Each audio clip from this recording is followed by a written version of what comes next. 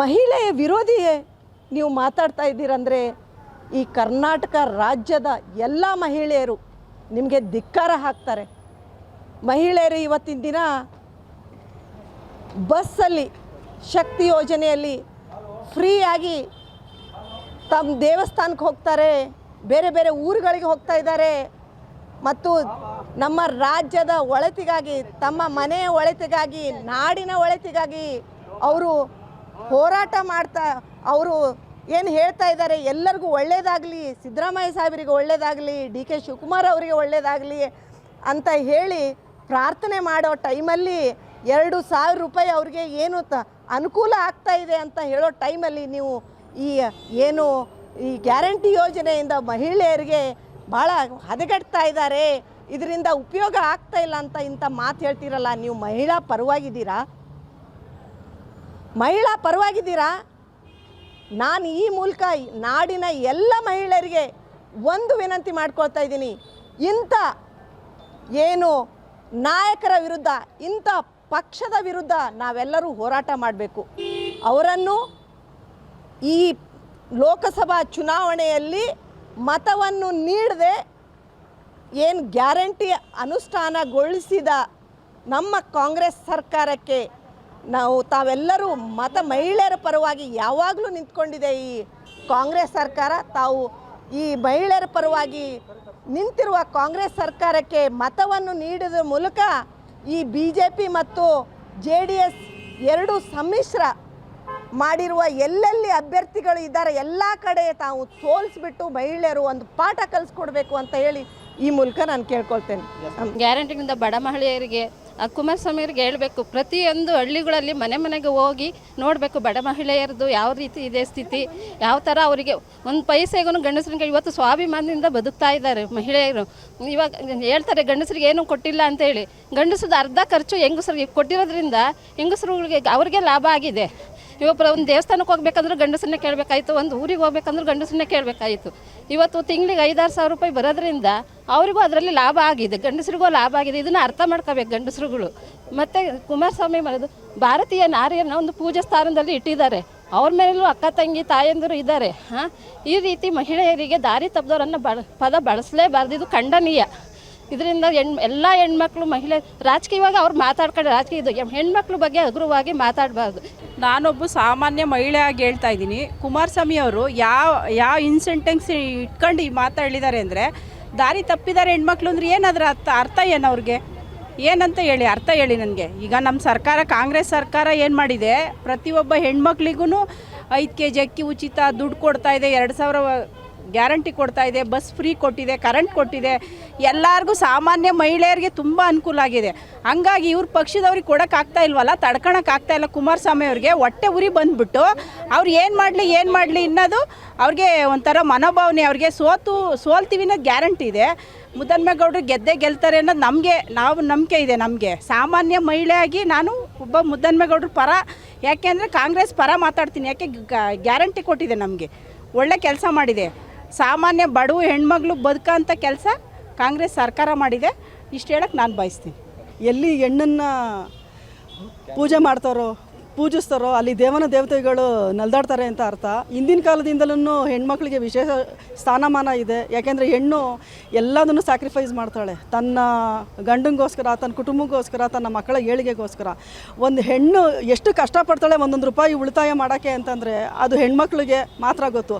ಕುಮಾರಸ್ವಾಮಿ ಅಣ್ಣ ದಯವಿಟ್ಟು ಮುಂದಿನ ಜನ್ಮದಲ್ಲಿ ಹುಟ್ಟಿದ್ರೆ ನೀವೊಂದು ಹೆಣ್ಣಾಗಿ ಹುಟ್ಟಿ.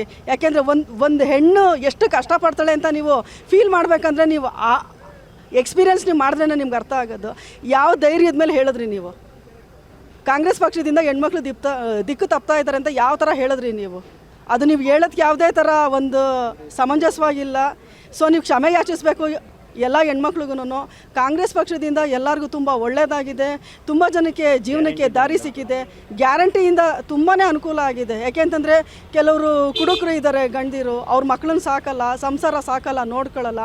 ಆ ಟೈಮಲ್ಲಿ 2,000 ಅವ್ರ ಫ್ಯಾಮಿಲಿಗೆಲ್ಲ ವರದಾನ ಆಗಿದೆ.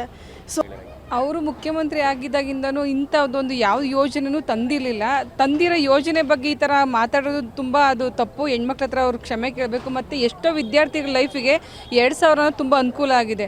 ಒಬ್ಬರು ಸೈಕಲ್ ತೊಗೊಳೋದಾಗಿರ್ಬೋದು, ಮತ್ತು ಎಜುಕೇಷನ್ಗಾಗಿರ್ಬೋದು, ಪ್ರತಿಯೊಂದಕ್ಕೂ ಹೆಲ್ಪ್ ಆಗಿದೆ. ನಿಮ್ಮ ಕೈಲಿ ಆ ಯೋಗ್ಯತೆ ಇಲ್ಲ ಅಂತಂದಮೇಲೆ ಬೇರೆಯವ್ರು ಮಾಡಿದಾಗ ಅದನ್ನು ಈ ಥರ ಅವಹೇಳನಕಾರಿ ಮಾತಾಡೋದು ತಪ್ಪು ಅದು. ಮತ್ತು ಹೆಣ್ಮಕ್ಳು ದಾರಿ ತಪ್ಪಿದ್ದಾರೆ ಅಂತಂದರೆ ನೀವು ಬಂದು ಸರ್ಕಾರದಲ್ಲಿ ಏನು ಮಾಡಿದ್ದೀರಾ ಅಂಥದ್ದು ಒಂದು ಯೋಜನೆ ಬಗ್ಗೆನೂ ಹೇಳೋದಕ್ಕೆ ಯಾವುದೂ ಇಲ್ಲ.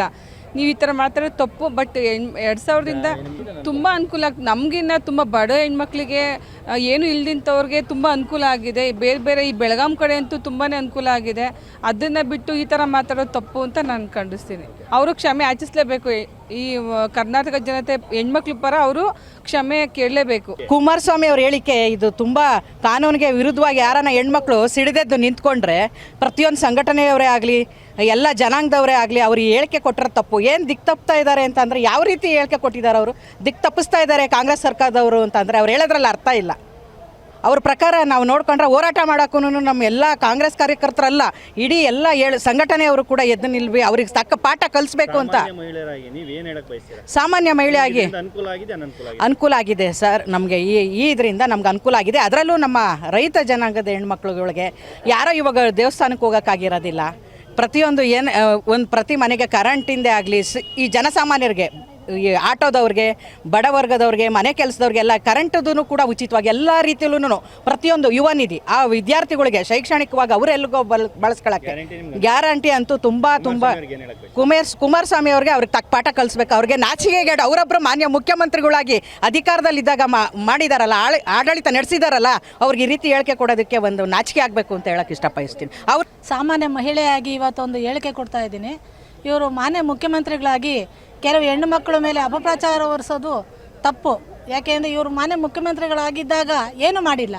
ಈಗ ಸಿದ್ದರಾಮಯ್ಯನವರು 5 ಗ್ಯಾರಂಟಿಗಳು ಕೊಟ್ಟಿದ್ದಾರೆ. ಬಡವ್ರಿಗಾಗಿರ್ಬೋದು, ವಿದ್ಯುತ್ ಆಗಿರ್ಬೋದು, ಹೆಣ್ಣು ಮಕ್ಕಳಿಗಾಗಿರ್ಬೋದು, ಎಲ್ಲ ಥರದಲ್ಲೂ ಅಕ್ಕಿ ಆಗಿರ್ಬೋದು, ಅಕ್ಕಿ ಹಣ ಆಗಿರ್ಬೋದು, ಎಲ್ಲ ಕೊಟ್ಟಿದ್ದಾರೆ. ಆದರೂ ಕೂಡ ನಮ್ಮಂಥ ಬಡ ಹೆಣ್ಣು ಮಕ್ಕಳು ಎಷ್ಟೋ ಜನ ಬದುಕು ಸಾಗಿಸ್ತಾ ಇದ್ದಾರೆ ಗೌರ್ಮೆಂಟ್ ಕೊಟ್ಟಿರೋ ದುಡ್ಡಿಂದ. ಇವರು ಕೊಡೋಕೆ ಆಗ್ದಲೇನಾ ಇವತ್ತು ಇನ್ನೊಬ್ಬರ ಮೇಲೆ ಅಪವಾದ ಹೊರಿಸಿ ಹೆಣ್ಮಕ್ಳು ದಾರಿ ತಪ್ತಾ ಇದ್ದಾರೆ ಅಂದರೆ ಅರ್ಥ ಏನು? ಆ ದಾರಿ ತಪ್ಪಿರೋದನ್ನು ಕುಮಾರಸ್ವಾಮಿ ಅವ್ರು ತೋರಿಸ್ಬೇಕು. ತೋರಿಸೋವರೆಗೂ ಅವ್ರನ್ನಂತೂ ನಾವು ಬಿಡಲ್ಲ, ಇದಂತೂ ಖಚಿತ. ಸರ್, ಒಂದೇ ಒಂದು ವಿಚಾರ ಹೇಳೋಕ್ಕೆ ಇಷ್ಟಪಡ್ತೀನಿ. ಏನು ಅಂತಂದರೆ, ಈ ಗ್ಯಾರಂಟಿ ಯೋಜನೆಗಳು ಕೊಟ್ಟಿರೋದ್ರಿಂದ ಎಲ್ಲ ಹೆಣ್ಮಕ್ಳಿಗೂ ಅನುಕೂಲ ಆಗಿದೆ. ಅವರು ಒಬ್ಬರು ಮಾಜಿ ಮುಖ್ಯಮಂತ್ರಿಗಳಾಗಿ ಈ ಥರ ಮಾತಾಡೋದು ಸರಿ ಇಲ್ಲ. ಏನು ದಾರಿ ತಪ್ಪಿದ್ದಾರೆ ಅಂತ ಹೇಳಿ ಹೆಣ್ಮಕ್ಳುಗಳಿಗೆ ಅಂದಿದ್ದಾರೆ, ಅದು ಅವರು ಕ್ಷಮೆ ಯಾಚಿಸ್ಬೇಕು ಅಂತ ಹೇಳಿ ಕೇಳ್ಕೊತೀನಿ. ನೀವು ಹೋಗಿ ಬೇರೆ ಕಡೆ ಯಾವ ಕಡೆನಾರ ಹೋಗಿ ಕೇಳಿ. ಎಲ್ಲ ಹೆಣ್ಮಕ್ಳಿಗೂ ಅನುಕೂಲ ಆಗಿದೆ, ನಮಗೂ ಅನುಕೂಲ ಆಗಿದೆ. 2000 ರೂಪಾಯಿ ನಮ್ಮಂಥ ಸಾಮಾನ್ಯ ಜನರಿಗೆ ಬಹಳ ಅನುಕೂಲ ಆಗ್ತಾ ಇದೆ. ದಯಮಾಡಿ ಕುಮಾರಸ್ವಾಮಿ ಅವರು ಕ್ಷಮೆ ಕೇಳಬೇಕು ಅಂತ ಹೇಳಿ ಕೇಳ್ತೀವಿ ಸರ್. ಈಗ ನಾವು ಕರ್ನಾಟಕ ಸರ್ಕಾರದಿಂದ ಏನು ಈ 5 ಗ್ಯಾರಂಟಿಗಳನ್ನ ಸನ್ಮಾನ್ಯ ಸಿದ್ದರಾಮಯ್ಯ ಸಾಹೇಬರು ಕೊಡ್ತಾ ಇದ್ದಾರೋ ಅದು ಬಹಳ ಒಂದು ಮಹಿಳೆಯರಿಗೆ ಅನುಕೂಲವಾಗಿದೆ. ಅದರಿಂದ ಪ್ರತಿಯೊಬ್ಬ ಬಡ ಮಹಿಳೆಯೂ ಇವತ್ತು ಶಕ್ತಿ ಯೋಜನೆ ಆಗಿರಲಿ, ಗೃಹಲಕ್ಷ್ಮಿ ಯೋಜನೆ ಆಗಿರಲಿ, ಆಮೇಲೆ ಗೃಹಲಕ್ಷ್ಮಿ ಯೋಜನೆ ಆಗಿರಲಿ, ಈ ಥರ ಎಲ್ಲ ಯೋಜನೆಗಳು ಮಹಿಳೆಯರಿಗೆ ಕೊಟ್ಟಿದ್ದು ಭಾಳ ನಮಗೆ ಮಹಿಳೆಯರಿಗೆ ಹೆಮ್ಮೆ ಅನ್ನಿಸ್ತಾ ಇದೆ. ಅದರಿಂದ ನಾವು ಅನುಕೂಲನೂ ಸಹ ತಗೋತಾ ಇದ್ದೀವಿ. ಯಾರ್ಯಾರೋ ಎಲ್ಲೆಲ್ಲೋ ಕೂತು ಇದರಿಂದ ಮಹಿಳೆಯರು ಹದಗೆಡ್ತಾ ಇದ್ದಾರೆ, ಆ ಥರ ಆಗ್ತಾಯಿದೆ, ಈ ಥರ ಆಗ್ತಾಯಿದೆ ಅಂತ ಮಾತಾಡಿದ್ರೆ ಮೊದಲು ಮಹಿಳೆಯರಿಗೆ ರೆಸ್ಪೆಕ್ಟ್ ಕೊಟ್ಟು ಮಾತಾಡೋದನ್ನು ಕುಮಾರಸ್ವಾಮಿ ಅವರು ಕಲಿಬೇಕಂತ ನಾನು ಈ ಒಂದು ಮೀಡಿಯಾ ಮುಖಾಂತರ ಅವ್ರಿಗೆ ಹೇಳ್ತೀನಿ. ಹದಗೆಡ್ತಾ ಇದೆ ಅನ್ನೋ ಒಂದು ಪದಾನ ಅವರು ವಾಪಸ್ ತಗೋಬೇಕು. ಮಹಿಳೆಯರೇ ಮುಂಬರುವಂಥ ದಿನಮಾನಗಳಲ್ಲಿ ಮಹಿಳೆಯರೇ ಕುಮಾರಸ್ವಾಮಿ ಅವರಿಗೆ ತಕ್ಕ ಪಾಠ ಕಲಿಸ್ತಾರಂತ ನಾನು ಈ ಒಂದು ಸಂದರ್ಭದಲ್ಲಿ ಹೇಳಿ, ಇವತ್ತು ತಾವು ಮೈತ್ರಿ ಸರ್ಕಾರದ ಜೊತೆಗೆ ಮನಸ್ಸು ಬಂದಂತೆ ಮಾತಾಡ್ತಾ ಇದ್ದಾರೆ. ಬಹುಶಃ ಅವರು ಮೆಂಟಲಿ ಡಿಪ್ರೆಸ್ ಆಗಿದ್ದಾರೆ ಅಂತ ನನಗೆ ಅನಿಸ್ತಾ ಇದೆ. ಯಾಕಂದರೆ ಒಬ್ಬ ಮಹಿಳೆಯರು ಈ ಗ್ಯಾರಂಟಿ ಯೋಜನೆಯನ್ನು ತೊಗೊಂಡು ದಾರಿ ತಪ್ತಾ ಇದ್ದಾರೆ ಅಂತಂದ್ರೆ ಇದರ ಅರ್ಥ ಏನು ನನಗೆ ಉತ್ತರ ಕೊಡಬೇಕು ಇವ್ರು. ಈಗಾಗಲೇ ದಾರಿ ತಪ್ಪಲಿಕ್ಕೆ ನಾವು ಏನು ಮಾಡ್ತಾಯಿದ್ವಿ ಮಹಿಳೆಯರು?